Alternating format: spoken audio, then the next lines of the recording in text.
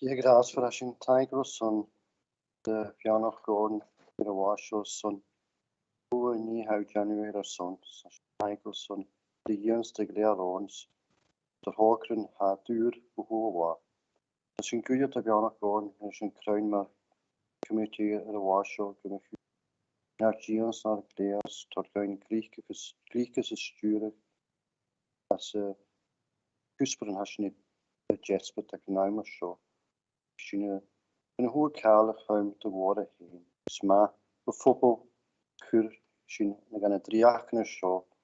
Is misschien dan je Giles Gicho uit Giles is son koinsnochten as in rukke as na driachne show. Jan sin maar koinsnochtens maar elan fat kun naar Gions aan het as de waschen has show. Oogel het de Comhairle suas ornes. Oogel gewisse zijn een Comhairle chuim de woorde heen. Ze red de gliefes heen.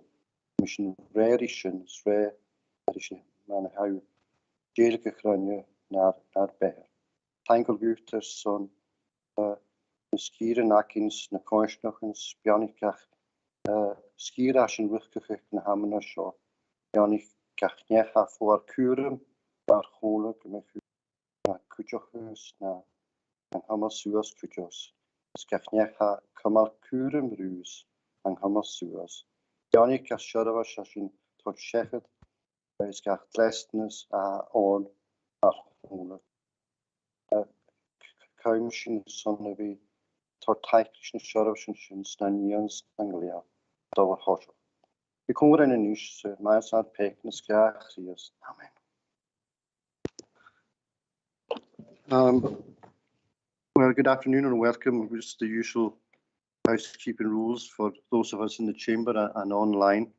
We're already well versed on the conduct of the meeting. If you're a member of the committee attending remotely, please leave your camera on and your microphone off while you're speaking. Officers, please leave both off unless you're called to speak, to report or answer a question.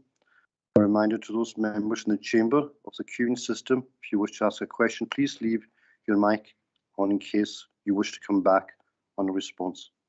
And committee members will be given a priority. In regard to declarations of interest, members must leave the chamber or end the call remotely. And a reminder, the meeting has been live streamed and recorded. The recording will be made available on the Corners website following the meeting. Firstly, I want to extend a warm welcome to Yawasuch MacDonald, who is Director of Strategy and External Affairs with MG Awaba, and she will be presenting a presentation on the relations strategy at item 3. And with your own approval, we will take that item first on the agenda. But before we move to the formal proceedings, I would like to highlight that the Comhairle has become the first local authority in Scotland to use a system developed by the Improvement Service to automate the collection and publication of planning and building standards data from Scottish local authorities. Congratulations to the staff in planning and building control team for their efforts in this regard, and well done to them. On the crofting front, the employability hub at the Town Hall is currently creating a rural land management pipeline for young crofters in Lewis and Hallis interested in advancing their knowledge and skills surrounding work in the land. Some activity has already been undertaken in Euston Barra, and further information, including some case studies, will be circulated to members to showcase activities. And congratulations to the Employability Hub team for their efforts in this regard. It was agreed at the last series of meeting, at the last meeting of the committee, that representations would be made on the rollout of the R100 programme in the Western Isles. This was following the presentation we had on that subject. Members will note the response from Kate Forbes, the Cabinet Secretary for Finance and Economy, which was circulated yesterday. And the intention is to keep a dialogue with Ms Forbes on this issue, as we are very concerned about the limitations of the rollout going forward. Finally, I want to make reference to the County State report, which will go to the Policy and Resources Committee, which recommends allocation of £250,000 from Year 3 funding to the revolving loan fund to support first-time vessel owners. This was an ask from the committee in September last year, and I'm very pleased to see that this is going forward. As without the investment scheme funding, it is doubtful otherwise successful projects could proceed. So I'm sure we all support this proposal, and the decision making on that and others will be on Policy and Resources next week. So we will commence now our meeting and move straight to item 3 of the agenda, and the presentation by MG Awaba, the Lurchin project. The report deals with Lurchin, a roadmap for Gaelic media for the next 5 years, launched by MG Awaba last November, and sets out the future role of Gaelic. Proposal to develop a shared cooperation agreement between MG Awaba and the Comhairle. And Joe McPhee is going to speak to the introductory report, followed by the presentation by Yawasach, and then a short Q&A after for members. So Joe, could you proceed, please? Yes, thanks, Chair. So delighted to invite and see Yawasach here to present the leadership strategy.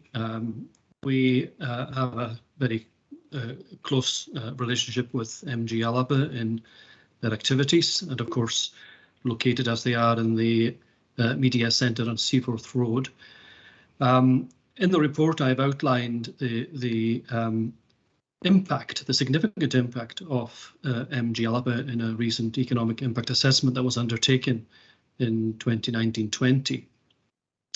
At 5.5, we've noted the number of jobs based locally, which I think is now 42, and I think Yawasach will possibly cover some of that. And if you look at the impact in terms of the salaries, and if you added that impact to the impact across the production sector, then that mean average salary, rises significantly. In our discussions, we've been discussing various matters in relation to greater collaboration, and we were delighted to have a recent meeting to look at the liaison strategy in a little bit more detail. It's really, as I've said, at 6.2, an investment proposition, and I think an acknowledgement that that activity, summarised at 6.3, is not something that MG Awaba can do alone, but that we can all, I think, work together to support delivery of, and it resonates very strongly with the Comhairle's own strategic priorities. So happy to pass over to Yawasach, Chair, and then to come back to any other questions that might arise after the presentation. Thank you, Joe. Just to advise members that the presentation is on SharePoint. If you haven't got it, if you reboot your machines, it should come on then. Okay, Yawasach, thanks for coming along. Over to you. Thank you very much, Chair, and thank you, Yawasach Maravi, Colin and you. I'm not sure, are you seeing the presentation there? Can you see it on your screens? I hope so, if the technology is working. So it's great to have an opportunity to discuss our leadership with you. MG Awaba published this in November 2021, and this is a result of extensive engagement with stakeholders, colleagues, partners, the Gaelic sector and the production sector as well. We have a very bold vision for Gaelic media, and you'll notice, those of you who are familiar with the previous leadership, that this is a very different format. This is an investment proposition, as Joe says, and it highlights what MG Awaba could do and Gaelic media could do if and the significant benefits that could be realised for our communities, our language and our economy if we're given the investment proposition which we need, which we do not currently have. But the next 5 years for us will be about seeking to achieve all the outcomes that we present in our leadership there. And I just think that it's worth, we did publish an economic impact study last year, and the top headline figures there of full-time equivalent jobs of 340, with a return on investment of £1.34 for every pound that's spent in the Gaelic media sector. I think it shows you the opportunities that are there. I can break that down slightly into figures for Western Isles and Skye as well, and that equates to 160 jobs, and it's significant to note that these are higher than the average salaries in the Western Isles. £4 million goes in salaries in the Western Isles with a GVA of £7.1 million. So the economic impact is clear for us to see. Alba and its production sector makes a notable contribution to the island's economy through direct and indirect effects, creating and supporting jobs, salaries and wages, and gross value added in the creative industries. We make an important contribution socially, culturally and economically to the islands. Through our programme commissions, Alba helps to create local creative businesses, and most very importantly, we give a voice to the islands, telling our story about our culture, our language and our heritage. I've added in a slide here for you to see the strategic objectives that we align to in the Islands Plan. Sustainable Economic Development, Strategic Objective 2, digital connectivity as well, empowered island communities and strong local partnership, and arts, culture and language. We're a key partner force as we seek to deliver on the objectives within the Island Plan, and we're delighted to do so. I'll take you now on to the Statement of Intent for Gaelic Media, which is what the underpinning on it outlines what we're seeking to achieve with the leadership and the impact that this will have. So we're seeing that Gaelic media will reach 1 million people a week. That's across platforms. That's not just BBC Alpha. We deliver our outcomes across a number of brands, and this is only increasing as we move in towards the digital sphere. You'll all be aware that there's more and more places where you find media these days. Well, we have to be there. And particularly on there, that Gaelic media will reach and engage with younger audiences. Well, if we don't engage with them, we've got a significant problem. If they're not there, if they're not seeing our content and they're not seeing Gaelic, it reduces its relevancy in their lives. And so it's important that we are in the places where that young people go. Notwithstanding that we're very aware of the competitive environment in which we're working in terms of media. Media is one of the most fast-moving areas at the moment in terms of technology, and just simply the platforms that are coming through over and over again. It's difficult to keep track, but keep track we must for our young people. And we're also seeing that Gaelic media will attract and support up to 250,000 new users of Gaelic. You'll be aware of our brands Learn Gaelic and recently rolled out Speak Gaelic. They'll go a long way to contributing to that figure, but we have to be ambitious. Now we say that this will create up to 300 new jobs, a new creation of media entrepreneurs and participants, and a transformation in the international business being run by the Gaelic media supply sector. And these are really important. The impact of investment on our communities could be significant for Gaelic and for the communities that we serve. The outcomes that we're seeking to achieve align with the outcomes of other bodies who are seeking to address the critical issues of depopulation and younger people leaving the islands, and a wide range of other issues. And it's good to see how the impact of Gaelic media could help as a solution to some of these areas we're seeking to address. We say that the failure to harness the potential of Gaelic in the digital era will result in a lost generation and a missed opportunity. I'm not sure it's an opportunity we'll ever get back either. If digital is moving at a pace, if we aren't there, it'll move fast and move beyond us. And it's important that we address this, and we address this now. And else we'll be looking back in 10 years' time saying, why didn't we do something about this? Our leadership proposes an entirely new rethinking about minority language media. The outcomes that we're seeking to achieve can impact on the media service, but it'll have significant impact on the language, the economy and the cultural objectives that we're seeing. And the lost generation is extremely important. And we don't think we can stress much out. Our young people, this is what they do. They use media. This is their social life. This is what they use to entertain themselves. This is how they communicate. And we will have to make sure that there's Gaelic there for them in order to do that. So we're looking at in 3 areas. So we talk about Gaelic autonomy and announce Gaelic for everyone, wherever you are. And we mean that in terms of the media, so that when you're looking and you go on to media, that you find it easy to access Gaelic content. You know how easy it is to click onto Netflix and find a programme, how easy it is to sit in the iPlayer. But those of you who've looked on the iPlayer will understand that it's a bit more difficult to find our content on there because of the competition, even within the brands that are the BBC, under the BBC umbrella. We need to make sure that our brands are as prominent and as focused there for other people to be able to find them as easily as possible, because in this world of media where there's something for everybody, there's many distractions, and if you're not visible in front and foremost, people will find something else and they'll move on very, very fast.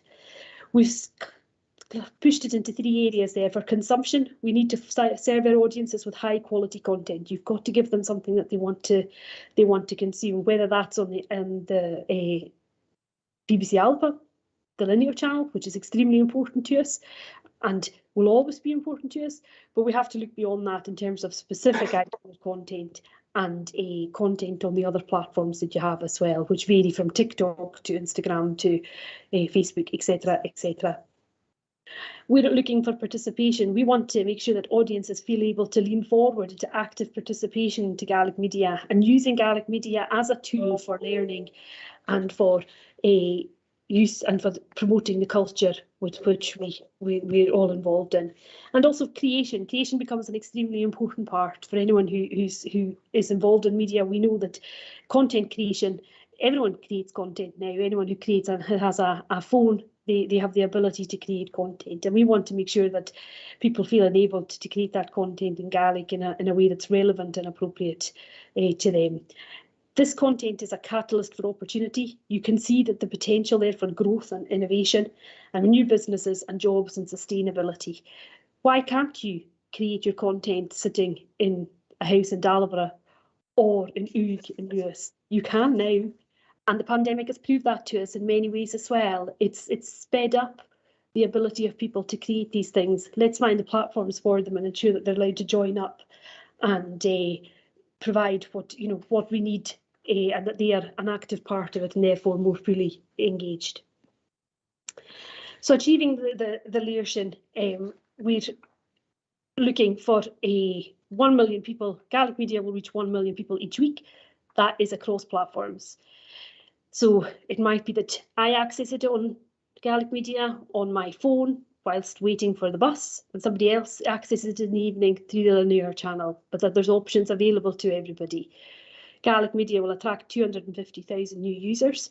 I think this is really crucial that when we talk about digital media and the television, I think this is the one mechanism that we have in terms of Gaelic and promoting Gaelic and its culture and its economy that goes directly into people's homes and is accessible for them as in their daily lives. And we need to ensure that we make sure that we have the best that we can give them, because as a tool, it is extremely important, particularly for people who we want to bring to learn the language as well. Thanks. In terms of content for digital audiences there, we're talking about content that will engage younger media consumers on all platforms. But this is quality focused as well as quantity, because the quality has to be high in order to engage with people. Media innovation and growth. The core of this proposition is for a media innovation cluster, which will be designed to stimulate media creativity, which then in turn stimulates entrepreneurship and business innovation. So we would hope to see results from that as well. And when we talk there about building scale, we're talking scale in the media that we urgently need. We need drama and factual and comedy, because that is what people want to see. We know when we put that out on our platforms that is where the audiences are and what the audiences want. Included in that as well as news and current affairs. If we create scale there, it will allow us to serve the audiences we currently have, to engage with new audiences, and then create innovative collaborations where the economic potential will be felt as a result of that, as people are much more engaged and a vibrant economy starts to develop out of the sector that we're pushing. So for success, we're seeing here what needs to happen. Well, we need statutory provision for Gaelic public service media. We're currently looking at this at the moment because there is an opportunity for there's a white paper hopefully coming for a new media bill at Westminster. There's no statutory provision for Gaelic media in the same way that Welsh has. You'll have seen the other week that the licence fee settlement and the increased funding that was given to Welsh language That's because they are funded through the licence fee settlement, and they have a statutory requirement. Those are statutory engagement is there for Gaelic media, and therefore we're left at the mercy of what funding we can get from other pools. And if we got that statutory provision, it would provide certainty, and from certainty of that, stability comes, and that is what our sector needs. An investment accord, this leadership makes the case for a greater investment in Gaelic media on the basis that it creates a return in terms of the wider public value. You can see the benefits that are many, but economically you can see that the return on the investment at just purely the £1 to £1.34 that were currently the return on the investment. If there was an additional investment of 10 million a year in Gaelic media, that figure would rise to a return of £1.44 for every pound spent. It is good value for money to invest in Gaelic media, and the return for our communities would be excellent. A new agreement between the BBC and the MG Alba is to modernise the service and ensure it's fit for the digital age. I think we are all very aware of how fast the digital age is moving for us, and the BBC is committed to modernising, so we'll work together with them to secure the future of Gaelic media. Collaboration and partnerships. Partnerships has delivered everything, the Gaelic media that we have today, and will underpin its future. We cannot do this alone, and we've stated that. Gaelic media belongs to everyone, and we should all work together to ensure its success. There'll be different benefits for different people, for different areas, but the outcome is that the outcome focus should be the same, ensuring that we have the best service that we can give. And that's really for our communities. Gaelic media is rooted in our communities. We're empowered by them. We assist them and they assist us. This leadership supports the development of skills and talent in our communities, which, let's be frank, we're not short of. It looks to foster media entrepreneurship, which in turn has the economic benefit, including the 300 jobs that we would hope would be created. Creative clusters and innovation will empower and enable our content creators and innovators to work in their communities and see their creativity flourish. This leadership could be the foundation for the creative and business future of Gaelic public service media for many years to come. And we all know the issues that we're facing, Gaelic and their communities, and they're wide-ranging and they're hard. We don't have the magic answers, but let's working together and ensuring that everything that we do is aligned will ensure that we've got a better chance of solving some of them. In our outcomes and addressing the key challenges, we believe that we are a key asset in helping the Comhairle and the work that it does, and the wider government in the areas that it's seeking to address. And we're proud of our partnerships that we have with yourselves. I think we've worked very well over the years, and we'd just like to formalise that and ensure that all the opportunities that are coming, that we take and we harness them in an appropriate way. Delivery partnerships which ensure that funding opportunities are realised and that investment is targeted. We want to avoid duplication, and we want to ensure that we make the most of the skills that we all have in order to achieve the outcomes that we want to achieve. And collaboration can only help us deliver on the Gaelic plans and result in Gaelic growth in our communities and stability in our sector. Agus sé grasin le vi gopud callach sitting in barach gocholanach. It's clear that if we all work together in a much more efficient way with strong communication links, that we can deliver through the leadership an awful lot of impact for the communities of not just the Western Isles but Scotland. Thank you. We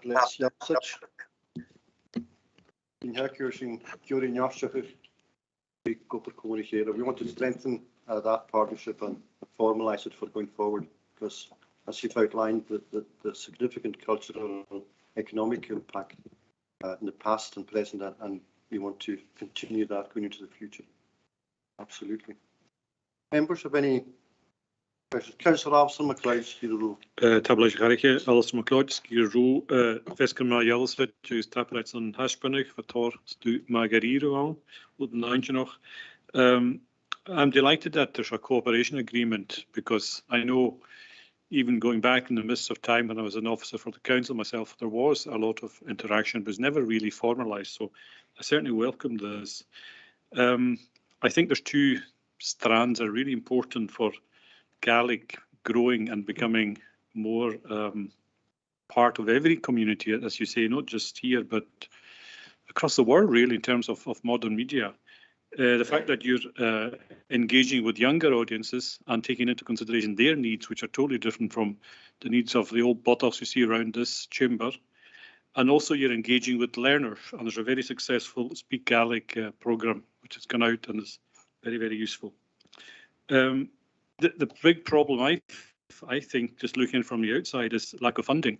And I know you're making strenuous efforts in to make Gaelic a statutory provision in terms of the funding that you get. But a question I don't know if you could answer.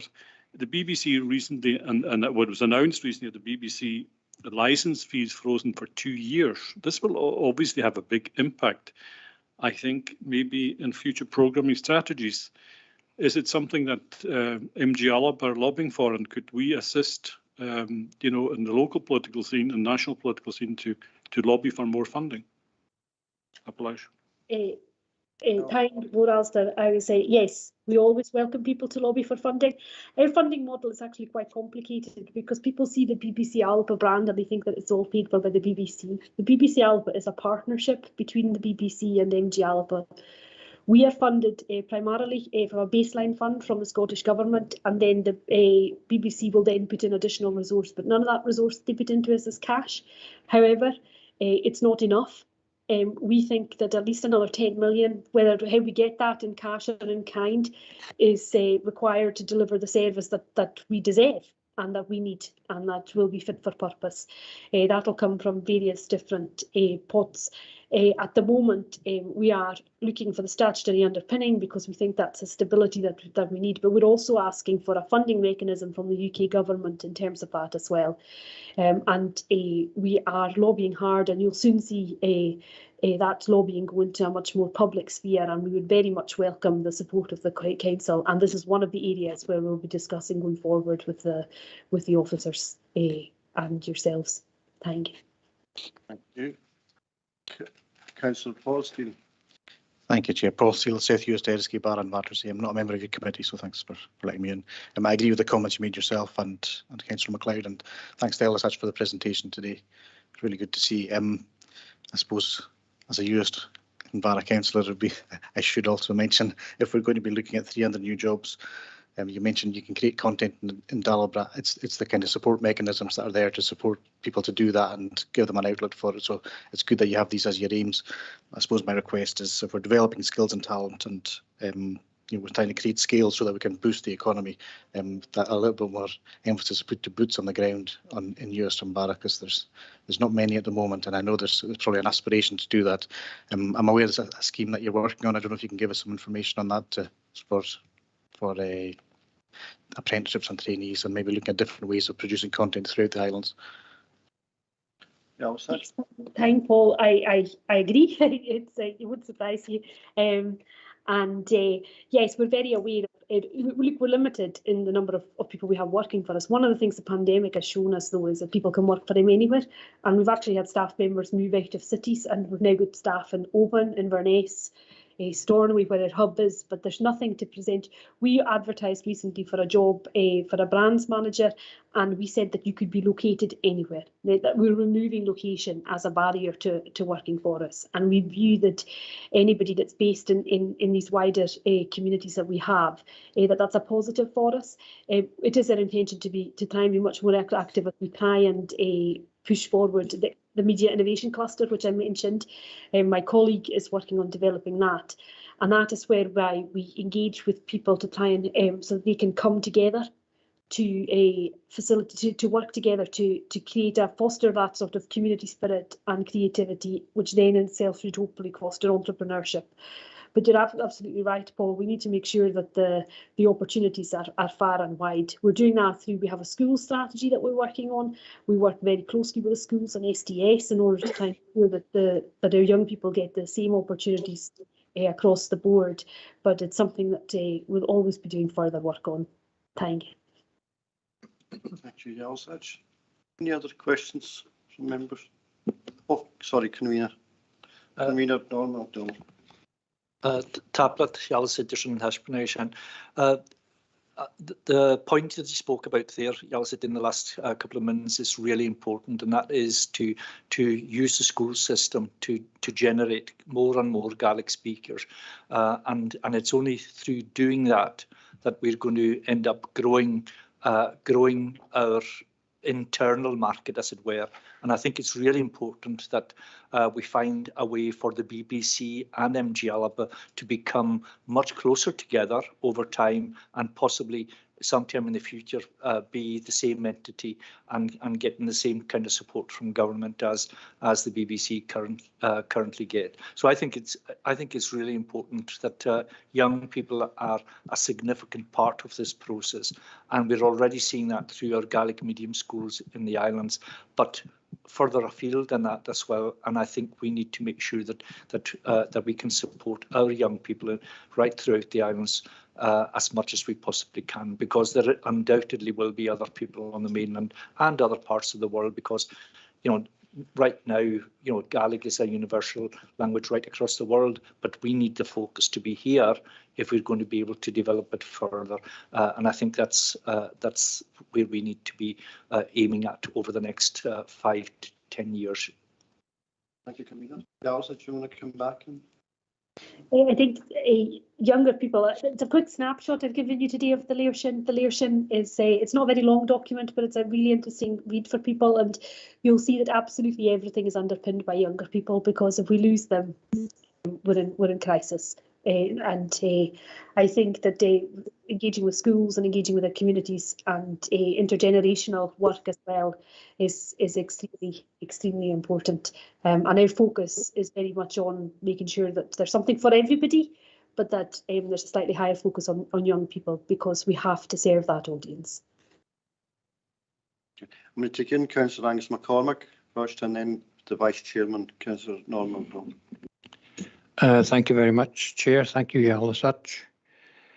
I think it was in 1990 that Michael Forsyth, will you believe, gave the first significant sum of money to Gaelic broadcasting. I think it was £9 million, which at the time was a lot of money. And out of that, one of the things that came out of that, of course, was the Gaelic soap Comhairle, in which I had a part. I'm very famous, you know. But the point that I'm getting to is that was Tory government at the time subsidising Gaelic, and in actual fact, Michael Forsyth was very keen on doing that and was happy enough to give that amount of money. Now, I imagine we probably think that we should be talking to the Scottish government, but I just wonder, in the present climate where the Tory government is looking at the future of the BBC, if MG Alba shouldn't in fact be talking with Boris Johnson's government. I know that's not a very happy prospect, but nonetheless, they are the ones who are there. So are you engaging with the national Westminster government? Thank for the case. Yes, of course we are. We deal with the Department of Culture, Media and Sport, who are broadcasting as their brief. Broadcasting is not a devolved issue, which is why we find ourselves funded by the Scottish Parliament, but actually legislatively we're bound by the Westminster. We're in regular communication with the DCMS on that. And the future of the BBC and the licence fee settlement is of extreme importance to us, but also as the Charter Review, which is coming up as well. So we're in constant dialogue with the DCMS and asking them to take account of the importance of Gaelic media to our communities and to Scotland and to the United Kingdom, to the world as a whole, and promoting the benefits of it and the impact that it has on our communities and beyond. So yes, we're in constant dialogue with the UK government. Vice Chairman. Thanks, Chair. I'm glad Angus had a good part in Comhairle. But a lot of people had very good parts in Comhairle, and it's still ongoing today. My own uncle, as I mentioned in the briefing, was getting paid £50 to stand in the crit, something he would have done for free 6 days a week anyway. But all of the points that have been raised by members, I fully agree with. And it struck a chord with me because one of the benefits of working at 3 o'clock in the morning in Stornoway is you get to listen to some very interesting programs on the World Service. And I was listening to a program about the Hawaiian language, which is a very similar story to Gaelic. It was banned in 1898 by the American government. It saw its numbers decline to where in 1985 there were only 32 people under 18 speaking Hawaiian. They had a huge issue. They were critically endangered in the UNESCO report. Now, I just looked at the Gaelic language. Gaelic language is now classed as definitely endangered, not critically endangered. So the comparisons between the recovery of Hawaiian, a group of islands where it was concentrated probably more in the outlying islands than it became the Englification or the Anglification of the main islands, saw the Hawaiian language decline. But they concentrated on preschools in 1984.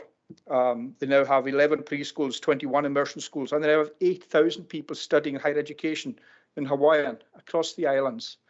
And I think the step we took, was it last year or the year before, in having Gaelic as the primary language in preschool will be a huge step forward in saving the Gaelic language and growing the Gaelic language. And I think between our schools and our school estates and the media, which, whether we like it or not now, dominates the world that we live in. And I think for the Comhairle to have a tie-in with MG Otherpa going forward, and I believe there are plans to produce another, I don't know, a mini-series or a full series of a Gaelic programme again, which will hopefully bring jobs and benefits, as Paul says, not just from Stornoway, but up and down the islands, from the Bud to Barra. So I only see it as a good thing that we have a tie-in with MG Otherpa going forward. And it's critical that from the schools upwards, we immerse our young children in Gaelic, because without that, there's no future for the language. So we have to get our preschool population, our young population speaking Gaelic. If everybody gets immersed at 50%, if there's a 50% uptake, then that's a big number in itself. But we've got to start with the schools, and we've got to utilise MG Otherpa's outreach as well to reach the people who are interested in Gaelic and want to learn the language. I had a woman in my car last night who came here and did O-level Gaelic. She then did higher Gaelic, and then she did advanced higher Gaelic, and she ended up teaching it. An English lady from Blackpool. So it just shows that there's an interest in the language, and there's a huge sympathy towards the way Gaelic had declined going back to the 80s and before then. And seeing it grow on Gaelic, MG Otherpa and the Gaelic media is integral to keeping it alive, as are the schools and our investment in the schools. So I can only commend this to everybody here, and thanks for the presentation, Yalasach, and I hope everything is successful for you and us. Thank you, Mr. MacDonald. I don't know if you want to come back and any of that, Yalasach. Just to say, we're very proud of the role that we know we've got ahead of us, the role that we've played in Gaelic up to this point, but we understand the media and we know the importance it has in terms of the way that people are living their lives today, and we take that responsibility very seriously, which is why we're talking about content and ensuring that it's the right thing, because we understand that if we lose people digitally from their media, it'll be very difficult to get them back. And I think that's extremely important. And that's why our younger audiences are our focus. And also, I think collaboration has come up a number of times. We all have to work together to ensure that it's all a success. Very good, thank you. Any other comments or questions from members? Not, I just want to take this opportunity to thank you, Yalasach. We look forward to formalising this agreement going forward, and hopefully we can work with you in terms of the statutory provision with the Westminster government. We'd be very willing, as Mr. MacLeod has hinted at, supporting that work and joining forces with you to make representations to the UK government. So we'll leave it at that just now. Thanks, Yalasach, for your presentation. So the recommendations, the report is actually for noting at 3.1 there. Thank you. We'll now return to item 1. It's the minutes of the meeting of the 1st of December 2021, and that's for your approval. Thank you. Item 2 is declaration of interest. Our members are asked to declare any interest they have in any items of the agenda. It would be helpful if members expressed why they are declaring interest in the item concerned. Members in the chamber, please do so now by pressing your microphone on or through the Teams by using the raise your hand function. Please ensure the declaration is repeated prior to the relevant item and you adhere to the protocol as previously indicated. So, sorry, Councillor Mackay. I'd like to declare an interest in item 9 as I'm directly involved in the Illintorcha Festival. That's noted. Any others? Thank you. So we'll move forward now to item 4, and that's the performance management for 21-22 third quarter. Now the report is for noting and provides an overview of the Communities Department's business plan and related performance for economic development and planning at quarter 3. And Joe McPhee is going to speak to the report and answer any questions. Thank you, Joe. Thank you, Chair. Just to draw members' attention to paragraph 6.1 of the report, where we summarise the details of each of the business units in the Economic Development and Planning Service. In terms of heritage, activity over quarter 3 focused on continuing to deliver services to the public and supporting a range of heritage projects and the Heritage Forum. We've been seeking funding and we've now had that funding approved to extend the Sonrich project. We've now, having failed to recruit for a conservation officer, gone back out to recruit on that. So we hope that we're successful in this time around. In terms of planning, we've seen a significant increase in cases in quarter 3, and that's a very significant increase. I was just doing for comparative purposes, looking at the cases over the last 3 years. So the average cases per quarter just averaged out over the calendar year was about 130 cases a quarter. Well, in quarter 3, we had 192 cases. The team are continuing to prioritise casework, and the resource in dealing with, as is noted in the report and previously, pre-inquiries. While that's still going on, we are trying to prioritise the casework and ensure that we get those cases considered and approved. The development planning team have been focusing on a number of key things, looking at the fact card, which is part of the fact file, and it's always interesting, I think, to go back into the fact file and perhaps draw members' attention that we do have a fact file with the key facts about our community on the Corliss website. Under the A to Z, it's under F for members' attention. NPF 4 and doing some further preparatory work around regional marine planning. In terms of building standards, very positive feedback in terms of our building standards service, as we've noted there in terms of the National Customer Survey.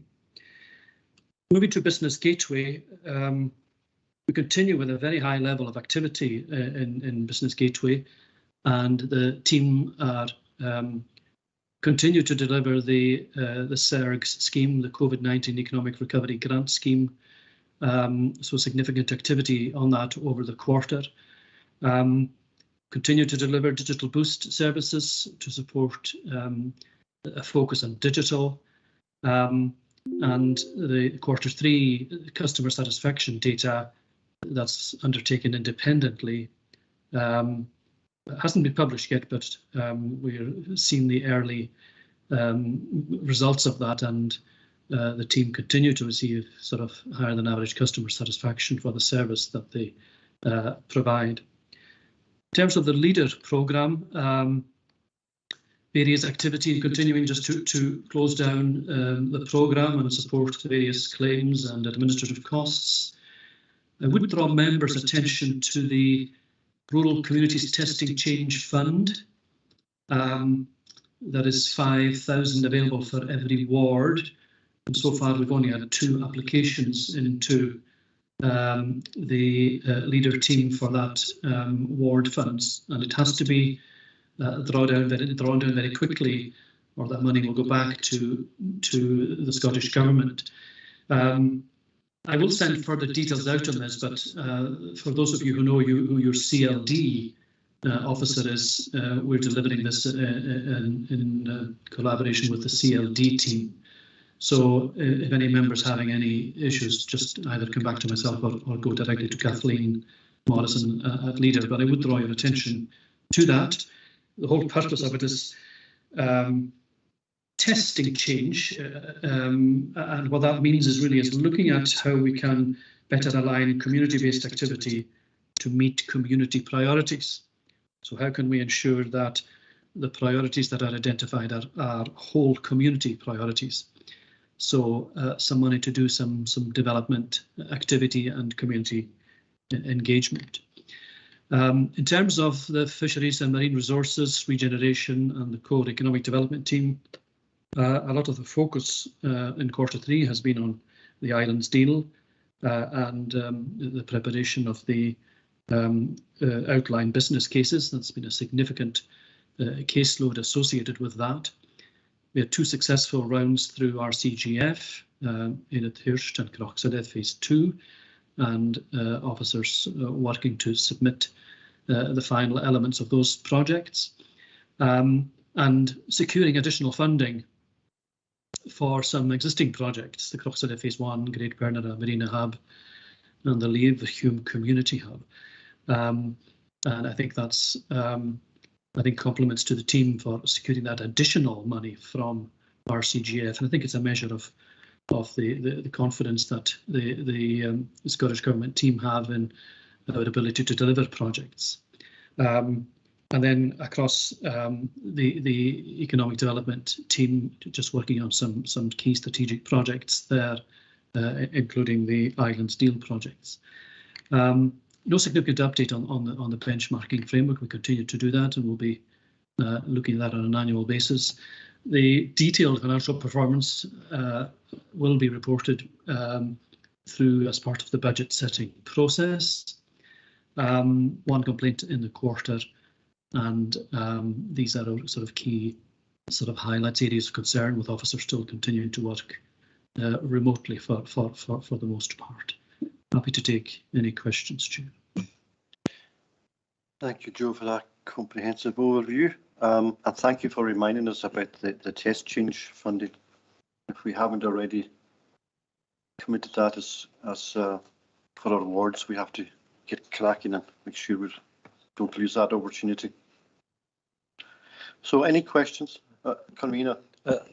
Thanks, thank you, Chair, and thanks for the presentation there. And again, it's just going back to the point you made yourself, Chair, that we should be using as much of that funding that we can use in association with other funding that the community may gather together to make the whole, rather than just part of a project. And I think it's really important that we do that. And I've certainly had discussions with Alice, who's our officer over on the west side, with regard to that. And I think it's really important.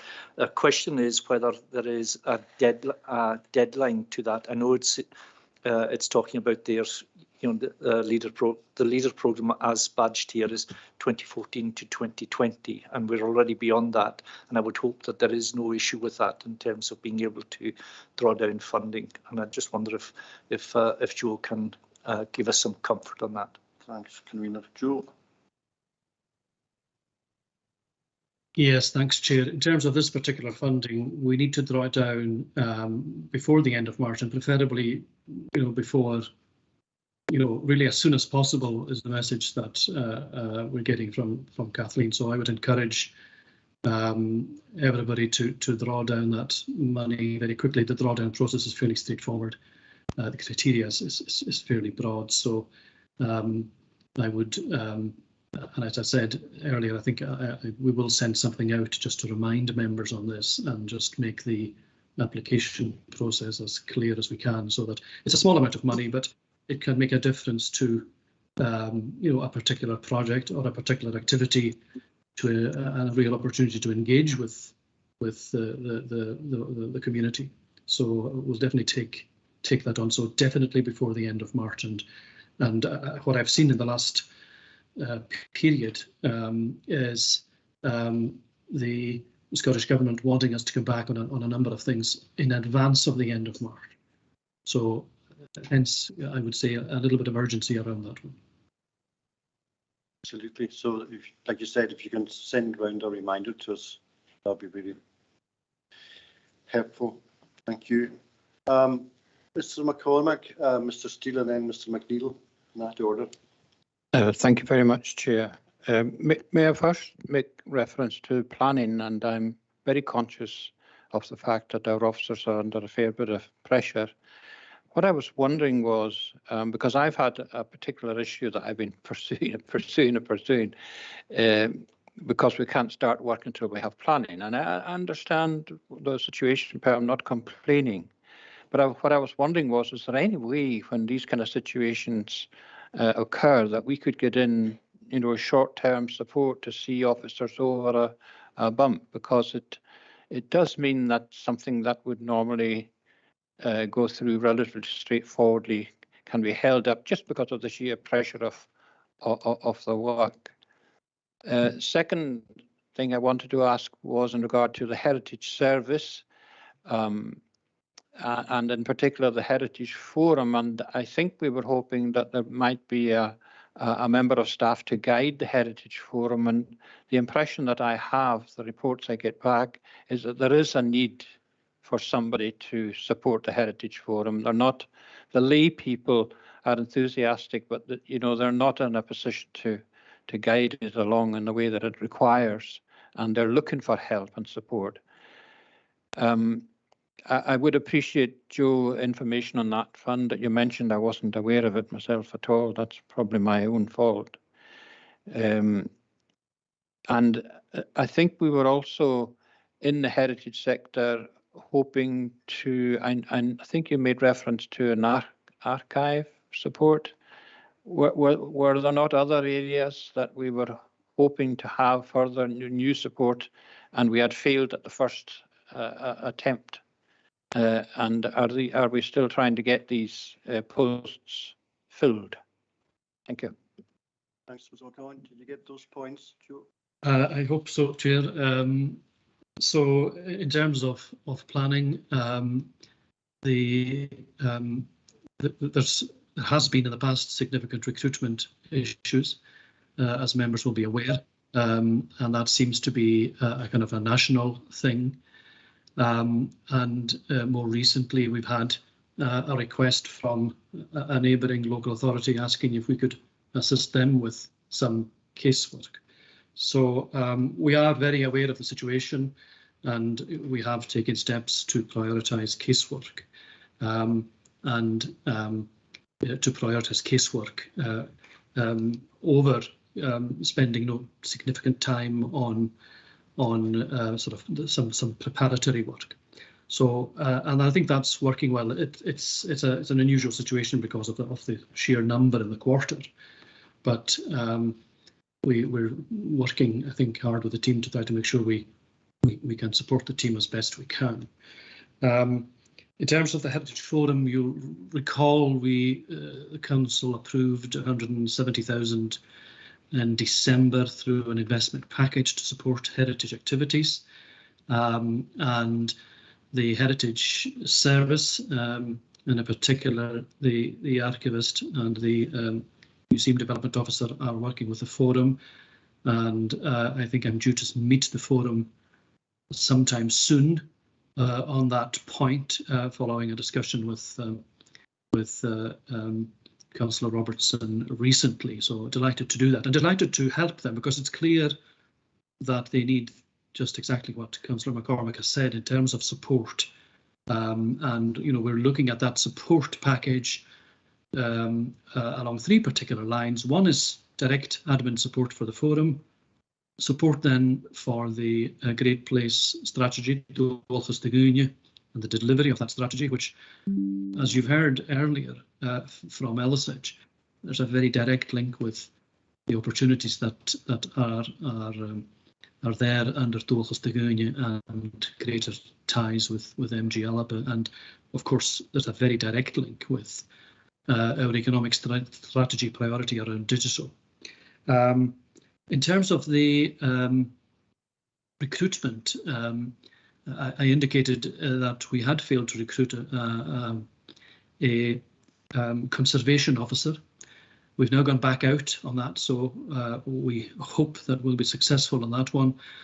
I had also indicated, I think at last quarter, we had secured some money from MG Alba for some work around Gaelic, but we've now found and agreed a solution for that particular issue, so we can actually deliver that project. So I think these were all the points for Councillor McCormack, but he can remind me if there's anything I've missed.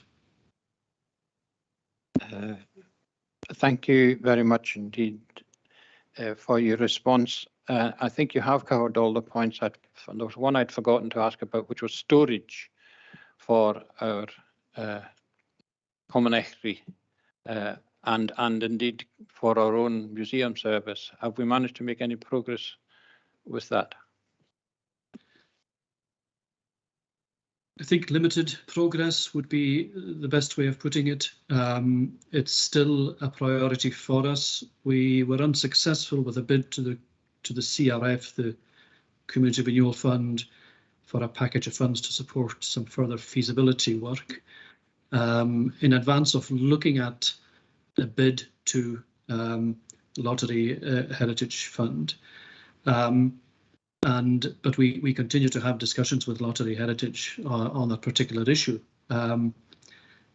There's also, of course, a challenge for the Comhairle to find some match funding from its capital programme to consider some kind of funding package to support that activity, and also to make sure that what we're doing around storage, we're doing it in collaboration with other community organisations. And I think there remains a number of opportunities for us to do something collaboratively rather than something that would be a standalone for the Comhairle. So I think going down the collaborative route opens up far greater options for us, but certainly it remains a priority for the service, but it's very much subject to resource, both officer resource, I have to say, and also the commitment of capital for any future capital programme which the Comhairle may have. Okay, thanks for that. While we're on heritage, I'm just going to quickly bring in Councillor Robertson before I move to Mr. Steele and Mr. McNeill, who will be asking questions on different subjects, I suspect. So. Yeah, thanks very much, Chair. Just in response to Councillor McCormack's point about the forum, I did attend the forum meeting last week where they elected new office bearers. Its forum is doing well. There was concern, obviously, about the 170,000 that was offered.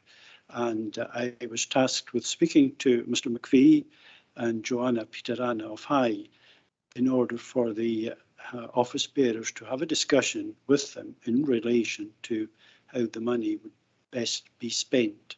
There was also a discussion about the Great Place project, which it seemed that the forum were expected to take that forward, but the membership of the project group were made up largely of agency people.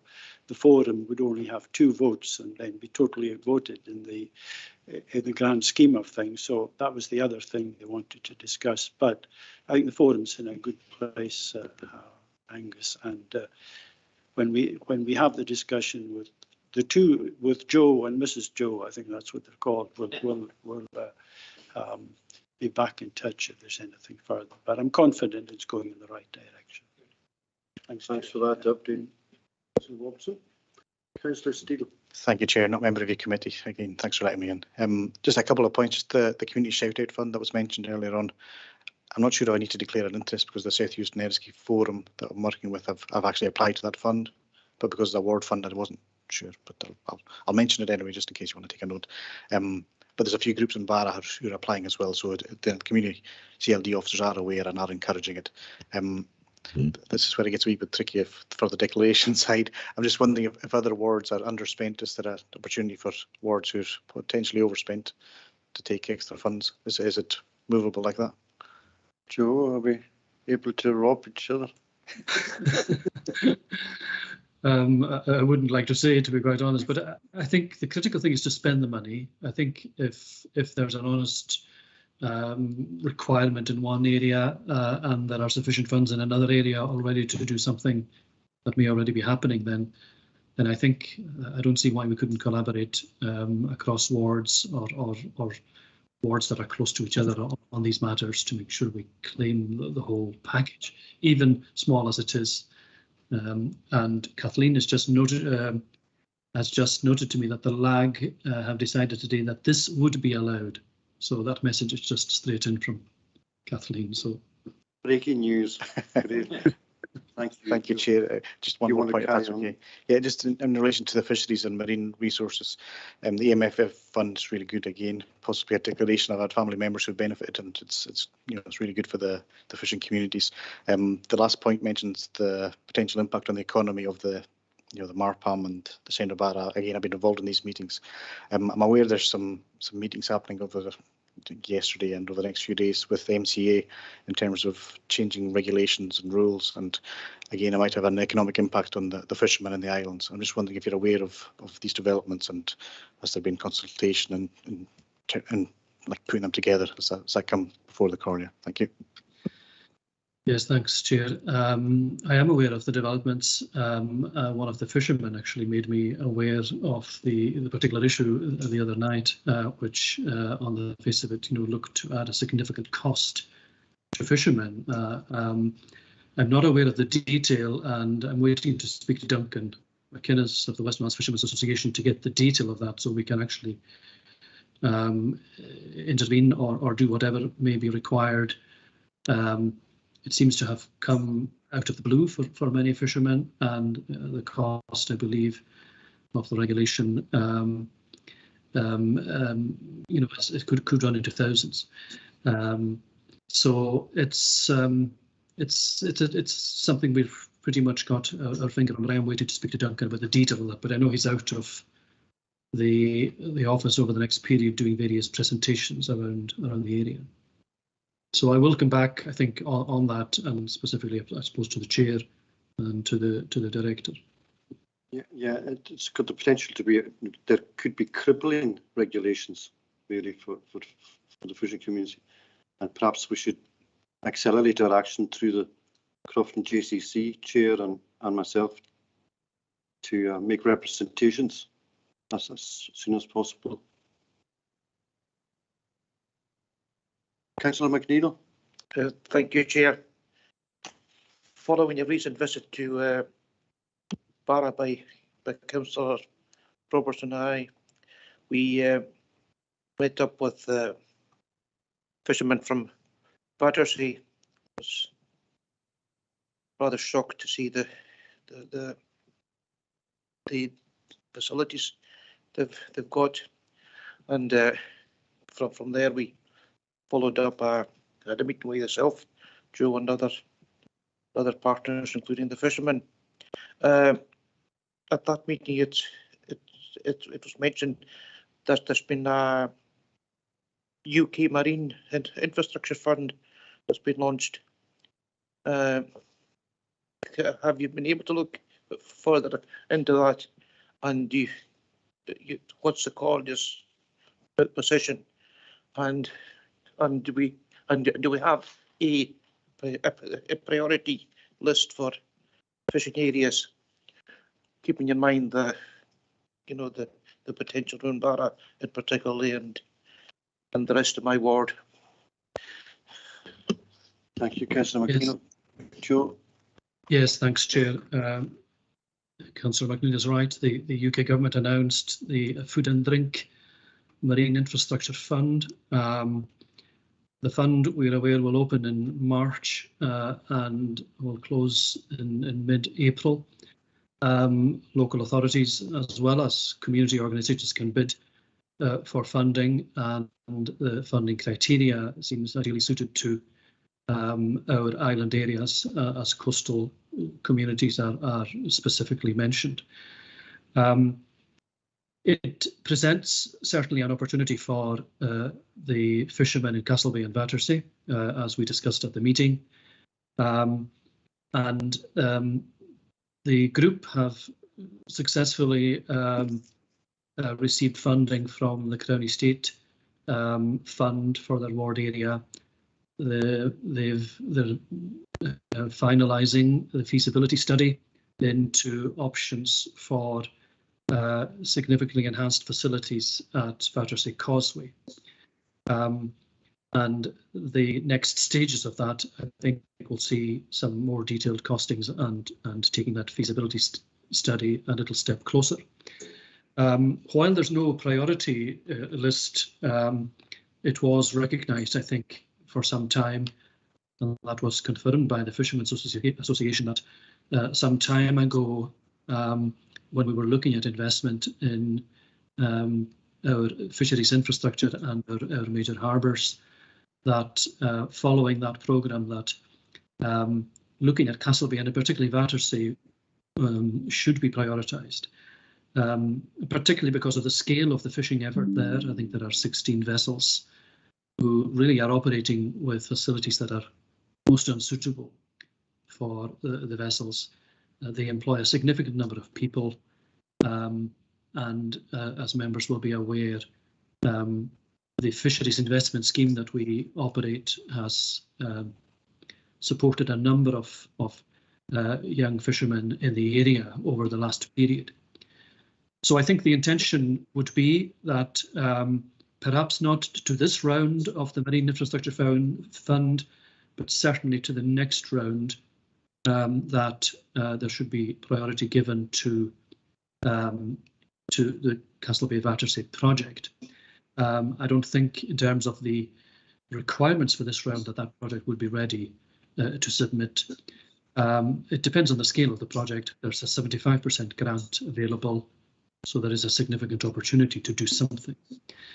As Councillor McNeill will be aware, the facilities at Achersedge have been prioritised as part of the Island Steel primary industries project.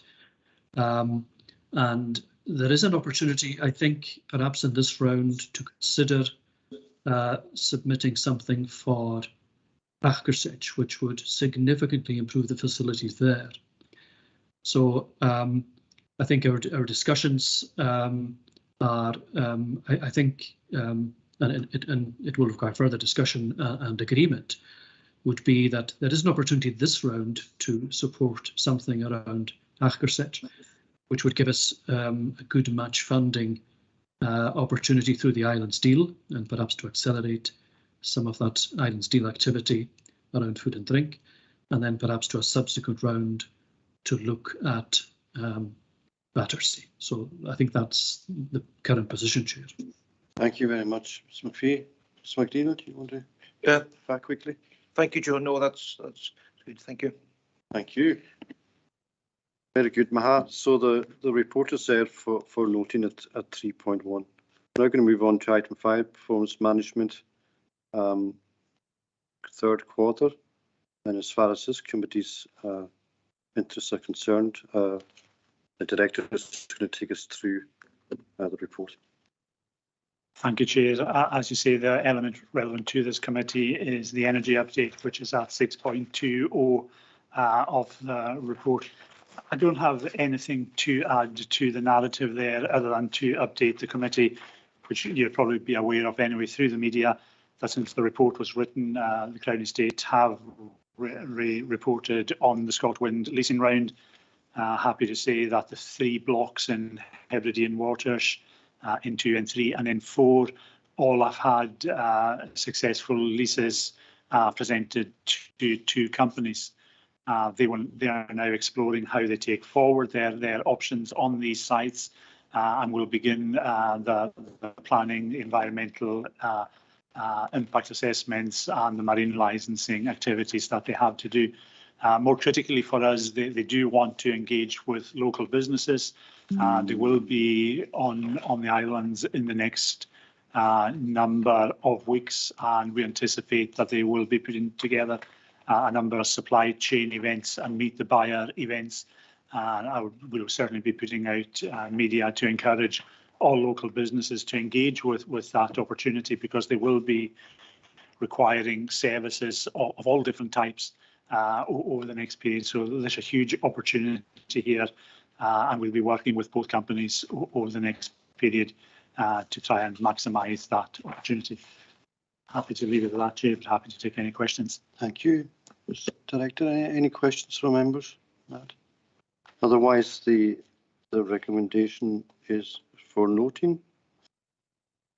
Members agree to note the report. Moving on now to the planning section of the agenda. Item 6 is the Planning Performance Framework 2021. The report presents the Scottish Government's feedback on the annual Planning Performance Framework report for 2021. Despite many challenges, the service continued to achieve reasonable outcomes with targets met and delivered. And Mary McKeever is going to speak to the report and answer any questions. Thank you, Mary. Thank you, Chair. As the Chair's noted, this is the annual feedback on our plan performance. The feedback is set out in the appendix, is framed around a red, amber, green, or RAG traffic light system against a series of performance markers. The report received is generally very positive, with 12 out of the 15 set markers either green or not applicable, with positive feedback on the report's narrative and case studies presented, and no red scores. The 3 ambers relate to decision times, which have inevitably been impacted by COVID restrictions and measures, service improvements partly related to that, and legacy cases for wind farm applications, which relate to outstanding information required from developers and the preparation and conclusion of Section 75 agreements. The covering report provides some context for the reporting year, which had been challenging in terms of COVID, government's own programme of work, and loss of experienced staff and complex cases that the service was carrying. And whilst we've achieved another good performance, a significant and complex caseload this year and continuing staffing and recruitment issues are likely to impact on performance in the current operating period, as noted by Councillor McCormack, for example. As part of the 2019 Planning Act, it's worth noting that planning performance monitoring is moving on to statutory footing in due course through the government's own programme, and planning on this has been delayed though. The report and appendix are for noting by the committee. Thank you. Thank you very much, Mary. Any questions from members? Again, you know, the achieving reasonable, more than reasonable outcomes in the face of many challenges over the last 2 years. So the notice, the report's there for noting. Chair. Sorry, Mr. McCormack. That's all right. Maybe you wouldn't mind if I just pursue the matter that I raised before, because I realised that Mr. McPhee didn't actually answer one of my questions. There were so many. Maybe it's impossible to answer it. The particular case that I've had myself and that I've been asking about was under pressure because of, you know, funding and timescales, and then there's planning as well. They're all fighting against one another, and I understand. I have no complaints with the staff at all, none whatsoever. They've been very cooperative, but because of the delays, there are pressures on the whole project, and there are pressures on the funding and all that sort of thing. And what the question I asked that wasn't, I don't think, answered was: is there any way in which we can get short-term support, Mary, for bulges in planning applications? I understand that you have to do them in the order they come in and all that sort of thing. But I just wondered if there's any way to kind of relieve pressure by getting somebody in for a week sort of idea, just to take the pressure off. Well, it's recruitment and resourcing is an issue nationally for all planning authorities. We have a huge, as a profession, there's a huge succession issue. Something like 30 or 40% of planners are over 55, so that's leaving us with a legacy of, a lot of imminent retirements of experienced staff within the sector across the country. But in relation to dealing with short-term or particular caseloads, the approach we've tended to take in the past is to actually, if we were to outsource or take in support for a particular case, it would lend itself better to, for example, a large application, say, for example, the wind farm, or a major application where a consultant or individual officer coming in from outside would take on that project in its entirety, which would free up officers who are much more familiar with the local context and geography to undertake and get through the smaller cases, which might need that better geographical familiarity. So that's the kind of approach we have tried to take in the past, and we will continue to look at that. But there is a national issue around planning staff and planning professionals. Thank you, Mary. We'll bring the director in. Just to add to what Mary is saying, and Mary's absolutely correct, the only way we can solve this at the moment is to contract in some external support, and we're going through the process at the moment to contract that external support, which should allow concentration on some of the big projects, freeing planning officers to concentrate on other projects. So we're going through that process as we speak, Chair. Thank you, Director. Okay, thanks. The reports there for noting. 3.1. Item 7 is the biannual review of planning enforcement charter.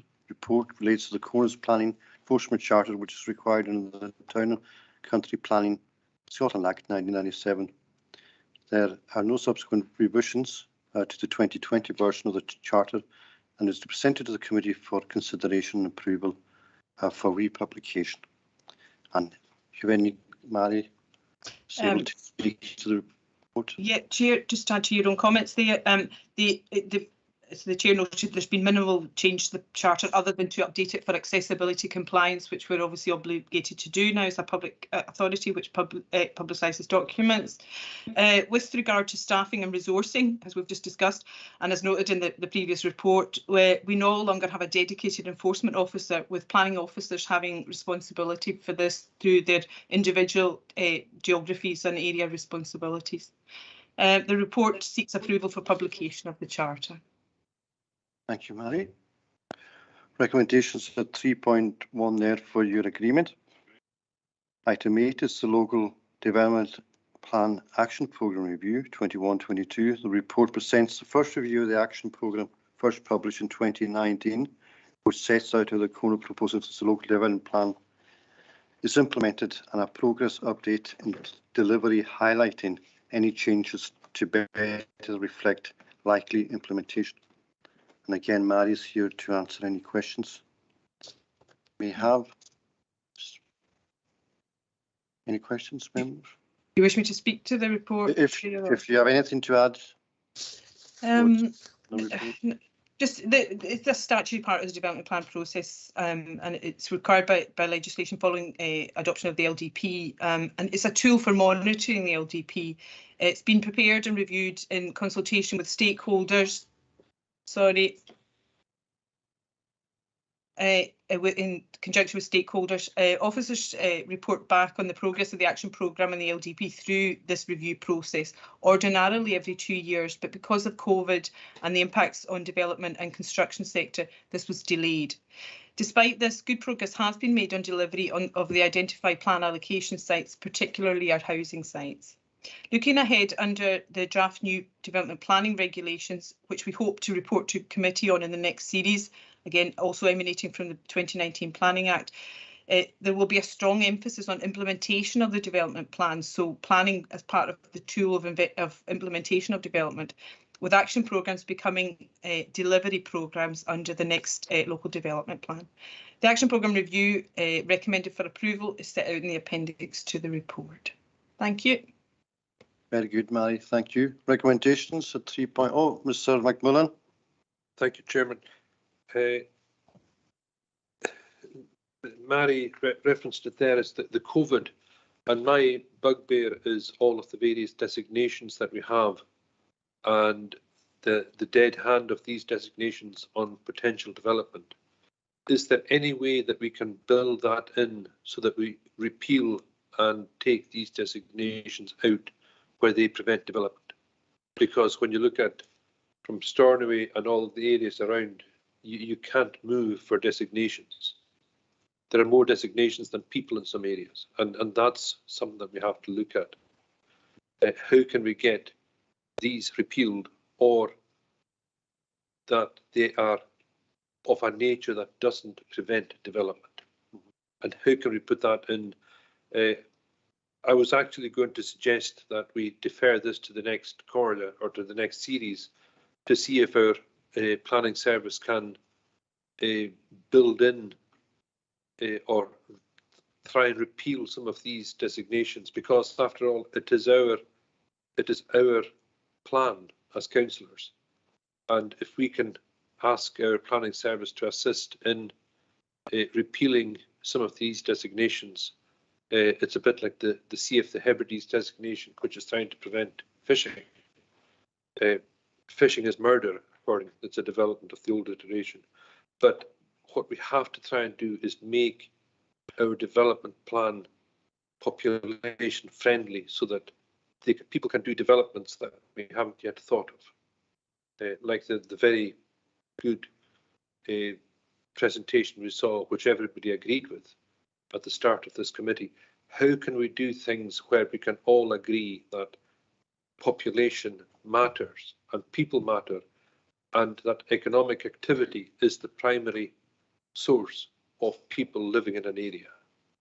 And that's what I would suggest, is could we delay the adoption of this plan until the next series to allow our officers to look at the possibility of repealing or watering down some of these in conjunction with the Scottish Government, if needs be, and some of the quangos like Nature Scot, so that there is no or minimised, or the minimum possible barriers to development for people who want to do it. We can't make people develop, we can only allow them to do it.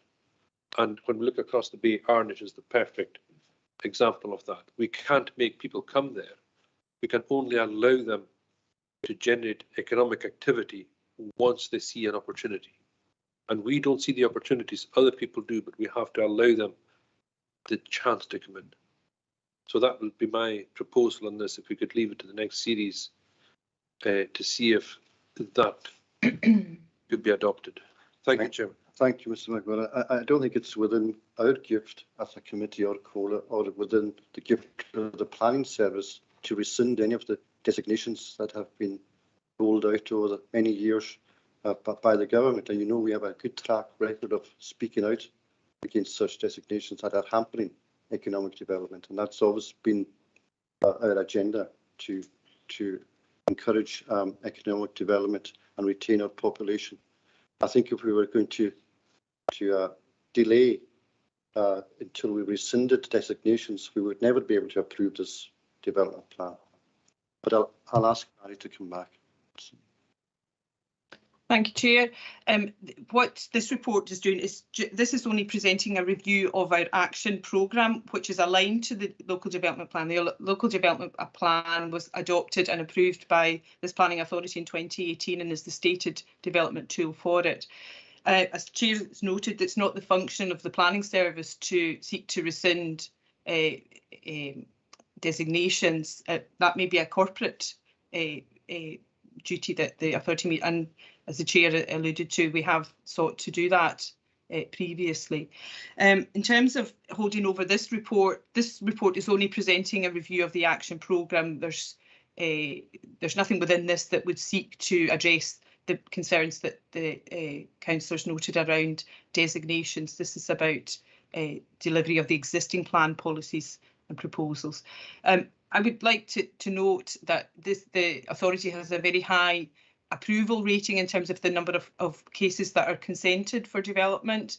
We've noted this in the chamber before, and equally we have, by standards of other authorities, a very permissive plan, local development plan. But we will, in due course, be entering into the preparation of a new local development plan under the new development planning regulations. Thank you, Mary. Director, do you want to? I think, Chair, just to say, I think the position of this Comhairle in regard to designations has been absolutely clear over the years, and we've written, on multiple occasions and engaged on multiple occasions with Scottish Government ministers to try and rescind and try and remove X amount of designations. And these are nationally implemented and imposed designations, which we have no ability to remove at our own hand. But I think given that this Comhairle is reaching the end of its term, I think it might be worth writing to government again, re-engaging with government again, and just saying exactly what Councillor Macmillan was saying, that we need for population and for the economy and communities to prosper, we need to see some movement on the removal of designations. So if you're happy to, Chair, we can engage with government again. Absolutely, we can certainly reiterate what we've been saying over many years. Recommendations are at 3.1 there for your approval. Okay, we're now moving on to item 9, and it's the Creative Industries Review Funding 22 to 23. This is the annual report seeking to agree funding assistance to the key creative industries organisations for the next year. These organisations deliver significant social and economic impacts in terms of jobs supported, monies recycled through the local economy, and through the delivering of additional new resources. The table at 5.6 of the report details the previous and proposed levels of funding to each organisation. The report will also be considered by Committee Buach, Panicana, Gaelic tomorrow. On behalf of the committee, I commend Elsie Mitchell for providing us always a very detailed and comprehensive report. Also to the organisations who have shown remarkable resilience and continue to deliver arts programmes to their communities. As we move forward, these key arts organisations will have an important role to play in the process of social and economic recovery, and the continued provision of core funding is essential to that. And Moda Mackay is going to speak to the report and answer any questions members may have. Thank you, Chair. I have nothing to add to your own introduction, other than to briefly mention that after 2 years of virtual or hybrid events, all the organisations are hoping to get back to some sort of level of normal activities in 2022. I'm happy to take any questions, and I will do my best to answer it. Councillor Robertson. Yeah, it's just to find out what the rationale behind the difference in the funding being given to EDF and Hebridean Celtic Festival is. How was that sum worked out? Modo, are you able to come back to that? It'll just be the historic payments coupled with the constraints in our budget, I suppose, would be the quickest answer. It's when the EDF came in, we were at that time actively cutting our arts budget. I think it was by 5%. So our resources were constrained, unfortunately.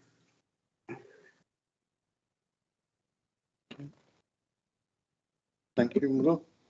Are you going to come back? No, it'd just be good to see some parity. That's all I'm saying. I think the further you go away from the centre, the more support you need in a sense. But that's just the point I want to make. That's noted, Mr. Robertson. Thank you very much. Any other questions? Recommendations then are 3.1 for your agreement. Thank you. Item 10, Studio Awapa, the new Gaelic television drama and training programme. And this fits very much with the oh, sorry, yes.